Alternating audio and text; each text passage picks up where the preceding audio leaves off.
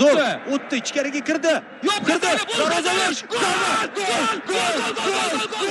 Hasanov! Mana Hasanov bizda Hasanov o'ynash kerak futbolni. Ha, do'stlar! 10 kishi, 9 kishi farqi yo'q, hujumga boramiz. Gol uramiz. Yotmaymiz. Ey do'stlar, bu Hasanov. Hasanovni butun dunyo ko'ryapti, mana Hasanov. Hamma his etyapti. Butun O'zbekiston his etyapti buni. O'zbekcha futbol. Chempionatdagi eng super gol shu bo'ladi. Bosib o'tdi, o'ziga ishondi, darvozabon bilan yakkama-yakka chiqdi va oyoqlari orasidan kirgizib yuboryapti. Hasanov. Mana ko'ram, darvozabonimizni darhol boshlaganiga respekt. Bu assist do'stlar, bu Edersoncha assist bo'ldi bu. Qarang qanday o'tib ketdi Sadriddin. Hop, oyoqlar orasidan. Go'zal. Va yana bitta oyoqlar orasidan.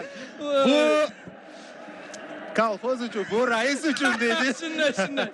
Mashhur filmda. Takroriy lavhani qachon bunday sharhlaganmiz bilmayman, lekin yana bitta. Yana bittasi mana marhamat.